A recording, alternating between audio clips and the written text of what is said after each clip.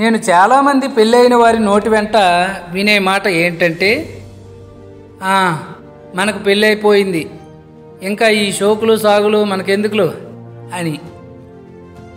నాకు అలాంటి వారు చూస్తే ఒక మాట అడగాలని ఉంది. నిజానికి అందంగా ఆకర్షణీయంగా ఉండాల్సింది ఒకరితో బంధంలో ఉన్న స్త్రీ పురుషులే. బంధంలో లేని స్త్రీ పురుషులు ఎలాగైనా ఎంత అశుభ్రంగా ఉండొచ్చు, అలాగని ఉండాలని కాదు. పెళ్ళైన 5 నెలలకే స్త్రీలు అలంకరణపై దృష్టిని వదిలేస్తారు. ఏ పెళ్ళిళ్ళకో పేరంటాలకో వెళ్ళేటప్పుడు మాత్రమే ఆకర్షణీయంగా అలంకరించుకుంటారు. నిజానికి ప్రతి క్షణం స్త్రీ తన ప్రియుడికి అంటే భర్తకి అత్యంత ఆకర్షణీయంగా కనిపిస్తూ ఉండాలి. శృంగార సామ్రాజ్యంలో యాక్టివ్ పార్ట్ తీసుకోవాలి.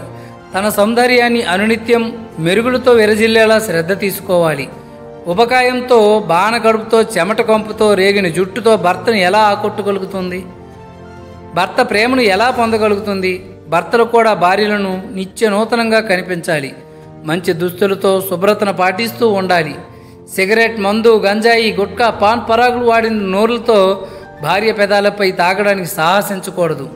శృంగారంలో విధిగా వారంలో 3 సార్లైనా పాల్గొనాలి. అదేదో స్లీపింగ్ పిల్లా కాకుండా ఓ తపనతో, ఓ విహారంతో, ఓ బలీయమైన కాంక్షతో కలవాలి. అప్పుడే స్త్రీ పురుషుల బంధాలు బలీయంగా ఉంటాయి.